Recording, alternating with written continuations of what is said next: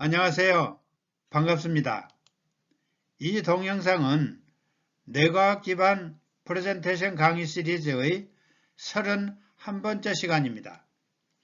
이번 강의는 프레젠테이션의 오프닝 전략, 즉 프레젠테이션 시작하는 법입니다. 이번 31회분의 강의가 업로드된 후 앞으로 9회분을 계속 추가 연재할 계획입니다.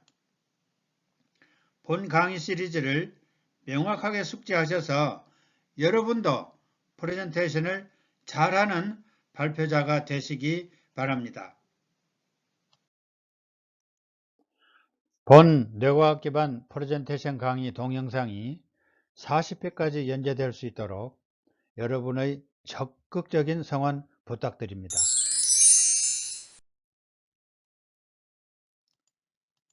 프레젠테이션에서 오프닝의 정의입니다.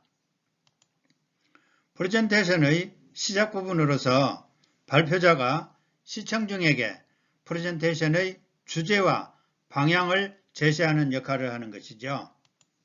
또 음악의 서곡처럼 프레젠테이션의 전체 분위기를 조성하고 시청중의 관심을 끌고 기대감을 높이는 데 중요한 역할을 하는 것이죠. 여기서 시청중에 대한 자세한 설명을 드리겠습니다. 참고로 라디오 방송을 듣는 사람을 우리는 애청자라고 하지요. 또 TV 방송을 보고 듣는 사람을 시청자라고 합니다. 그래서 시청중은 프레젠테이션에서 슬라이드의 내용과 발표자의 설명 등을 보면서 듣는 사람들을 말하는 것이죠. 그래서 청중이 아닌 시청중이 정확한 표현인 것입니다. 프레젠테이션에서 오프닝의 역할을 설명드리겠습니다. 먼저 주제의 제시 역할입니다. 프레젠테이션의 주제를 명확하게 제시하고 시청중이 기대할 내용을 알려주는 것이죠. 또 분위기 조성 역할입니다. 프레젠테이션의 분위기를 조성하고 시청중과의 소통을 시작하는 것입니다. 또 시청중의 관심 끌기 역할입니다. 시청중의 주의를 끌고 프레젠테이션에 집중하도록 유도하는 것이지요. 또 신뢰 구축의 역할입니다. 발표자의 전문성과 프레젠테이션 내용에 대한 신뢰를 구축하는 것이죠. 프레젠테이션의 오프닝 실태입니다. 먼저 창의성 부족입니다. 대부분의 프레젠테이션의 오프닝은 창의성이 부족하고 단조로운 경향이 있는 것으로 알려져 있습니다. 이는 시청중의 관심을 사로잡는 데 어려움이 될 수 있습니다. 다음에는 감성 부족입니다. 우리 한국인은 감성적인 소통을 아주 중요시하지만 프레젠테이션 오프닝에서는 감성적인 요소가 부족한 경향이 있습니다. 이는 시청중과의 공감대 형성에 어려움을 겪을 수 있는 것이죠. 다음에는 실용적인 정보 제공의 부족입니다. 우리 한국인은 논리적이고 설득력 있는 실용적인 정보를 선호합니다.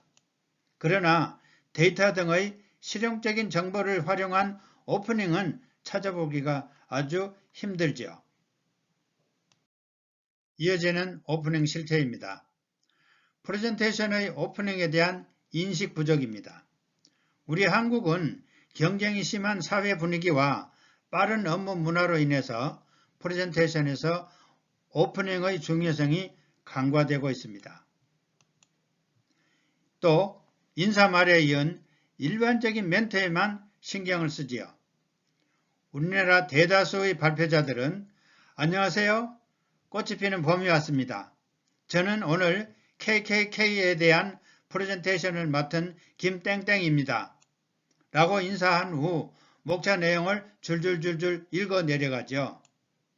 이 같은 멘트의 오프닝의 경우 대부분의 시청중의 관심은 프레젠테이션에서 쉽게 멀어지는 것입니다. 이번에는 프레젠테이션에서 오프닝의 중요성에 대해서 설명드리겠습니다. 프레젠테이션의 오프닝은 마치 드라마나 영화의 서막과 같습니다. 그래서 짧지만 강렬한 인상을 남겨야 시청 중의 관심을 사로잡고 전체적인 분위기를 조성할 수 있으며 프레젠테이션의 방향이 명확하게 제시될 수 있는 것입니다. 그래서 성공적인 프레젠테이션을 위해서는 단순히 파워포인트 슬라이드 작성에만 올인하는 것이 아니라 효과적인 오프닝을 준비하는 것도 중요한 것입니다. 프레젠테이션의 오프닝이 중요한 이유를 조목조목 설명드리겠습니다. 먼저 관심 끌기입니다. 프레젠테이션의 시작 부분은 시청 중의 집중력이 가장 높은 순간이므로 흥미로운 오프닝으로 시청 중의 관심을 끌어야 합니다. 그래서 이후 본 내용에 집중될 수 있기 때문이죠. 다음에는 분위기 조성입니다. 전문적이면서 친근감 넘치는 분위기가 조성이 되면 프레젠테이션의 흐름이 부드럽게 진행될 수 있기 때문이죠. 이어서 공감대 구축입니다. 자신감과 설득력 있는 오프닝은 발표자의 전문성을 보여주고 시청 중과의 공감대 구축에 큰 도움이 될 수 있기 때문이죠. 다음에는 주제의 명확한 제시입니다. 프레젠테이션의 주제와 목적을 명확하게 제시해야만이 시청 중이 기대할 수 있는 것이 무엇인지를 제공할 수 있기 때문이죠. 프레젠테이션의 오프닝 방법입니다. 먼저 흥미로운 질문으로 시작하기입니다. 시청 중의 뇌를 자극하는 질문으로 시작을 해서 참여를 유도하자는 것이죠. 예를 들면 땡땡 문제로 피해가 예견되고 있는데 우리는 어떤 대비를 해야 할까요? 또 놀라운 사실을 제기하기입니다. 시청 중이 전혀 몰랐던 사실을 제시하여 흥미를 유발하기입니다. 예를 들면 뇌가 구분 가능한 컬러가 약 1천만 가지라는 사실을 알고 계셨나요? 다음에는 관련 있는 일화 또는 흥미로운 이야기를 들려주기입니다. 일화를 통해서 분위기를 편안하게 만들고 시청 중의 마음을 열자는 것이죠. 예를 들면 저는 과거에 땡땡을 연구할 때 그때 KK라는 사실을 알게 되었습니다. 이어서 도입부를 강력하게 시작하기입니다. 우리의 뇌는 강력한 도입에 이끌리고 오래 기억하기 때문이죠. 이어서 주제 제시하기입니다. 프레젠테이션의 주제를 명확하게 제시하고 시청 중이 기대할 내용을 알려주자는 것이죠. 다음에는 분위기 조성하기입니다. 프레젠테이션의 분위기를 조성하고 시청 중과의 소통을 시작하자는 것이죠. 다음에는 신뢰 구축하기입니다. 발표자의 전문성과 프레젠테이션 내용에 대한 신뢰를 구축하기입니다. 다음에는 실물로 시연을 시작하기입니다.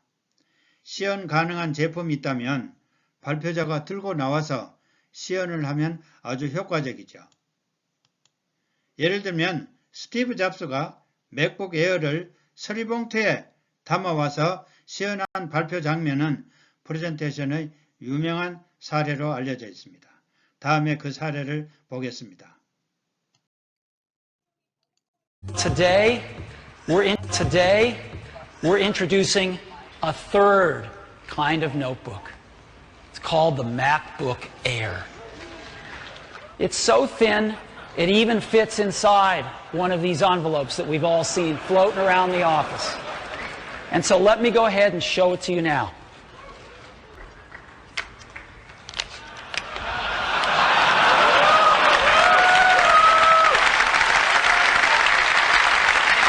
This is it. Let me take it out here.